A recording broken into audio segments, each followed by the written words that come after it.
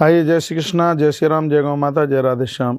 इस समय मैं आपसे इस विषय में बात कर रहा हूँ कि आज की जो अमावस्या है वो सोमवती अमावस्या का फल देने वाली है, क्योंकि 2:20 पर सोमवार को आज अमावस्या शुरू हो जाएगी। सोमवार को पड़ने वाली अमावस्या यदि सूर्य अस्त होने से पहले अमावस्या लग जाती है तो उसका फल परिणाम है वो सोमवती अमावस्या का ही फल प्राप्त होता है। तो इस वीडियो में मैं आपको सोमवती अमावस्या की कथा सुना रहा हूँ। हो सकता है आप पहली बार ही सुने। सोमवती अमावस्या की कथा कितनी बड़ी है महिमा, जो कि नारी के सुहाग को देती है शक्ति। सोमवती अमावस्या की कथा जिसके परिणाम में है पति की बहुत लंबी उम्र। इस मामले में, इस बारे में मैं ये चर्चा में आपसे कर रहा हूँ, आप सुनिए। सोमवती अमावस्या का उम्र बढ़ाने में, आयु बढ़ाने में अपना एक कितना बड़ा प्रभाव है। एक ब्राह्मण और ब्राह्मणी थे, उनको एक बेटी थी। बेटी छोटे से बड़ी हुई, सयानी हुई, विवाह के लायक हुई। लेकिन हो यह रहा था कि बेटी को कोई घर बर नहीं मिल रहा था, उसके विवाह में बड़ी दिक्कत आ रही थी। तो एक दिन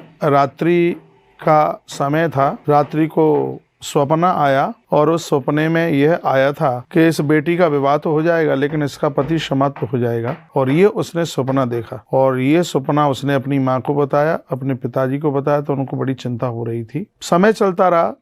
फिर एक दिन रात्रि को सपना आया और कहा कि हाँ, ये बेटी फला फला जगह पर एक पतिव्रता नारी है, उसके यहाँ ये जाकर के सेवा करके आ जाया करे।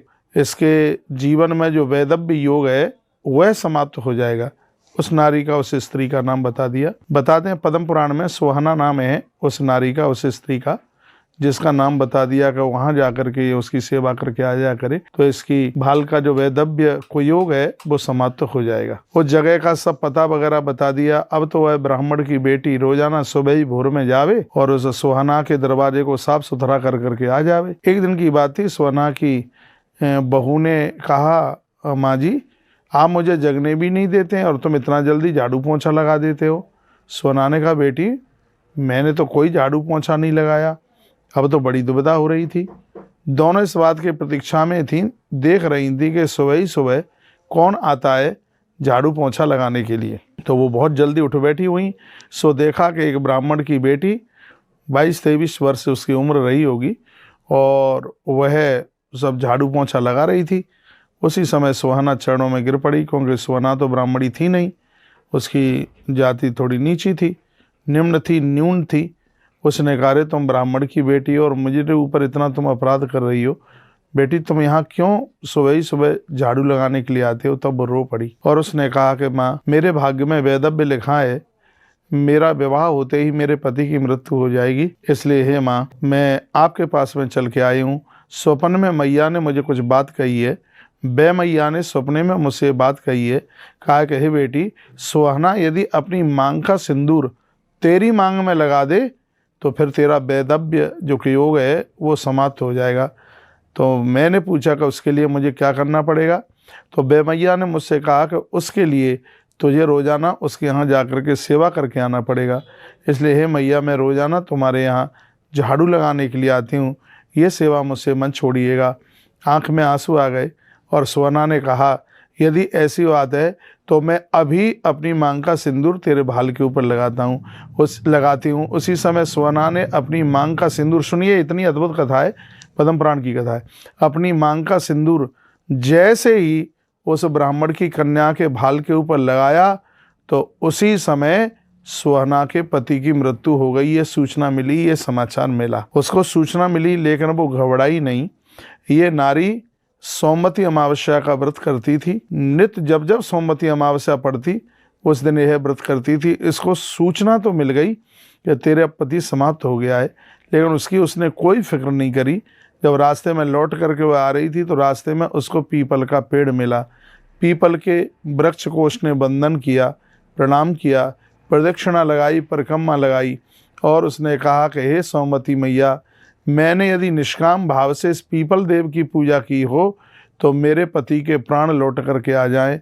और उस दिन भी सोमवती अमावस्या थी। सोमवती अमावस्या के दिन उसने पीपल को वंदन प्रणाम किया, पीपल देवता की परिक्रमा लगाई और हाथ जोड़ करके जैसे उसने नीचे झुक करके प्रणाम किया, उसी समय उसका पति जीवित हो गया, उसका पति जिंदा हो गया। बोलिए सोमवती मैया की जय हो। सब आनंद में ठाट बाट में रहने लगे। आकाश से दुनिया फूलों की वृष्टि, जय जयकार की आवाज़ होने लगी। ब्राह्मण की कन्या का समय आने पर विवाह हुआ। उसका भी वैदव्य योग समाप्त हो गया, वो भी अपने आनंद के साथ में रह रही थी। इधर सुहाना भी अपने पति के प्राणों को वापस ले करके, पति को जिंदा देख करके वो भी अति प्रसन्न हो रही थी। सुहाना ने जीवन भर सोमवती अमावस्या का प्रचार किया और वह जिंदगी पर्यंत तक सोमवती अमावस्या का वह व्रत करती रही।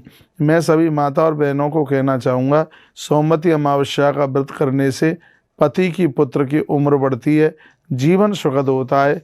इसलिए सोमवती अमावस्या का व्रत नारी को करना ही चाहिए। इससे घर में खुशहालता चल करके आती है। पति और पत्नी दोनों पीपल की परिक्रमा लगाते हैं सोमवती अमावस्या को, तो उम्र दिन दूनी रात्रि चौगुनी के रूप में उभरती है। तुलसी माँ को परिक्रमा करते हैं, पूजन करते हैं, तो घर में धन द्वितीया के चंद्रमा की तरह बढ़ता है।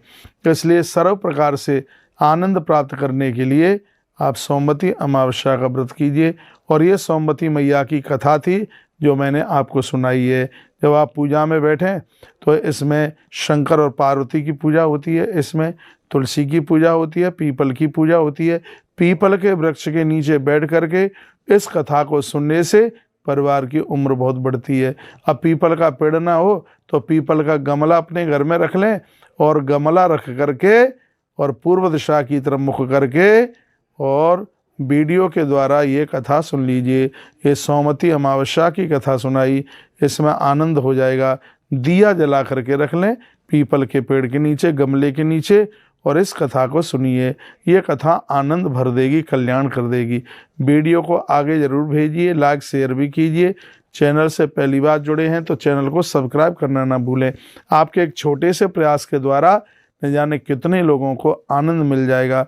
ये सोमवती अमावस्या के प्रभाव के द्वारा कैसे सुहाना के पति के प्राण वापस चल करके आ गए हैं, कैसे उस नारी ने जो सोमवती अमावस्या का व्रत करती थी, उस नारी ने मांग का सिंदूर ब्राह्मण की कन्या के माथे में लगा दिया तो उसका भी भैया को योग्य समाप्त हो गया।